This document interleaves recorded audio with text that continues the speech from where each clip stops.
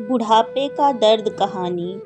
मेरे पति के देहांत के बाद मैं अपने इकलौते बेटे के यहाँ रहती थी। मेरी बहू का एक अलग ही रूप मुझे देखने को मिला, साथ ही बेटे का भी। दोनों के मन में क्या है मैं अच्छे से जानती हूँ। वो चाहते हैं कि मैं वृद्धा आश्रम चली जाऊँ। उनके जाने के बाद मुझे यह सब देखना और सुनना पड़ेगा, इसका मुझे अंदाज़ा भी नहीं था। पर मैं मन मार कर अपने बेटे और बहू की बातें सुनकर भी यहाँ रहती हूँ, क्योंकि मुझे मेरे पोते और पोती दिखाई देते हैं। उनकी झलक पाकर मुझे सुकून मिलता है। घर के बाहर एक टिन की झोपड़ी में रहती हूँ। मेरी बहू को कोई दिक्कत ना हो, इसीलिए मैं घर के बाहर रहती हूँ। बेटे ने थोड़ी मेहरबानी की है तो ऊपर टिन की चादर लगवा दी है। समय समय पर थोड़ा राशन दे देता है तो मैं अपना बना खा लेती हूँ। मैंने अपने बेटे को कह दिया है कि मेरी वजह से उन दोनों को कोई प्रॉब्लम नहीं होगी, बस मुझे यहीं रहने दें, इसी घर में मुझे मर जाने दें। मैं बस यही चाहती हूँ। मैं अपने आप को खुशकिस्मत समझती हूँ कि मेरे बेटे और बहू कम से कम मेरे लिए इतना तो कर रहे हैं।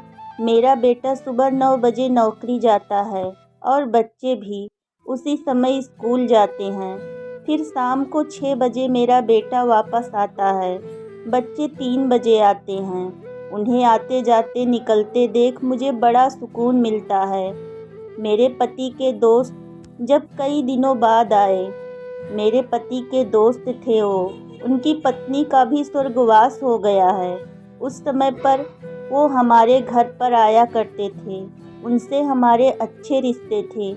उनका घर हमारे घर से थोड़ी दूरी पर था। पैरों में समस्या हो गई थी, ठीक से चल भी नहीं पाते थे। वो बड़े दिनों बाद मेरे यहाँ आए। मुझे उन्हें देखकर अच्छा लगा। उनका हाल भी मेरी तरह ही था। बच्चे अब उनसे भी परेशान थे। परेशान होकर वो मेरे पास अपना दुखड़ा रोते थे और उन दिनों को याद करते थे। बुढ़ापा हम जैसों को बहुत रुलाता है। उनकी पत्नी का स्वर्गवास हो गया है और उन्हें चलने उठने में भी समस्या है, इसीलिए वो अपना खाना भी नहीं बना पाते हैं। मेरे पास आए तो मैं समझ गई कि यह इतनी मुसीबत में चलकर पुराने दोस्तों के यहाँ आए हैं, तो चाय पानी करवाना ही था मुझे। उनकी भी अपनी मजबूरी थी। वो आए तो मैंने उनके लिए खाना बनाया और उन्हें खिलाया। मना कर रहे थे नहीं खाना, लेकिन मुझे पता था कि उनको भूख लगी है। मेरी बहू ने मुझे और उन्हें खाना खाते देख लिया। वो कुछ भी ना बोली। ऐसे ही वो यहाँ 2-3 बार आए। जब भी वो आते मैं उन्हें खाना खिलाती। फिर उनके जाने के बाद जब मेरा बेटा आया तो बहू कहती है कि तुम्हारी माँ कितनी बेशर्म है, पता नहीं किस किस को आजकल बुलाकर खाना खिला रही हैं। बड़ी मुश्किल से कमाया जाता है और यह लुटाने में लगी हैं। इनका राशन बंद करो, कुछ दिन भूखी रहेंगी तो अक्ल ठिकाने आएगी। मैंने कहा कि मैं अपने हिस्से का खिलाती हूँ, तुम्हारे पिता के पुराने मित्र हैं। फिर भी बहू का उल्टा सीधा बोलना शुरू रहा। घर के बाहर रहकर इनको आज़ादी मिल गई है, पता नहीं क्या क्या करती हैं। बेटा भी बोला कि कुछ दिन भूखा ही रहने दो इन्हें।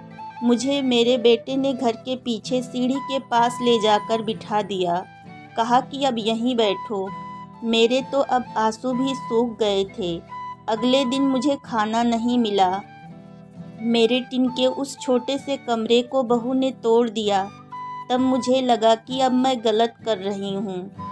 दिन भर पूरा भूखा रहने के बाद मैंने सोचा कि मैं गलत कर रही हूँ। मुझे अब अपने बेटे के यहाँ नहीं रहना चाहिए और शायद गलती भी मेरी ही है।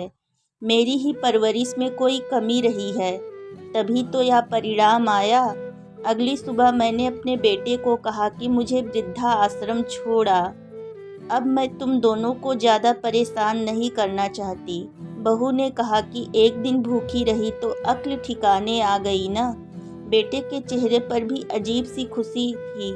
जल्दी से तैयार हो गया मुझे छोड़ने के लिए। बहू कह रही थी कि आज एक दिन की छुट्टी ले लो, यहीं आस-पास मत छोड़ आना, कहीं 3 दिन में वापस आ जाएं तो। मैंने अपनी बहू से कहा कि बेटी चिंता मत कर, मैं अब नहीं आऊँगी। मैंने अपने पोता-पोती को गले लगाया। मुझे पता था कि अब मिलना नहीं हो पाएगा। बेटे को भी चाहती थी कि एक बार जी भर के गले लगा लूं, लेकिन वो बोला चलो जल्दी करो। मैंने बहू को कहा कि बेटी अपना ध्यान रखना। मेरा बेटा मुझे छोड़ आया।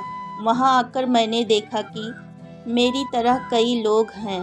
थोड़े दिन उदास रहते हैं, फिर सच को स्वीकार कर लेते हैं। मैं अब यहाँ खुश हूँ, कुछ काम भी करती हूँ। मैं चाहती हूँ कि ऐसा कहूँ कि ऐसा किसी के साथ ना हो, लेकिन ऐसा कब किसके साथ हो जाए कोई बता नहीं सकता। लेकिन माँ बाप को ऐसे समय के लिए भी तैयार रहना चाहिए। बस बच्चों को पाल कर बड़ा कर दो, उनसे कुछ उम्मीद मत रखो। दोस्तों, यह कहानी आप सभी को कैसी लगी हमें कमेंट करके ज़रूर बताएं और हमारे चैनल को लाइक, सब्सक्राइब और शेयर करें। वीडियो देखने के लिए आप सभी का बहुत बहुत धन्यवाद।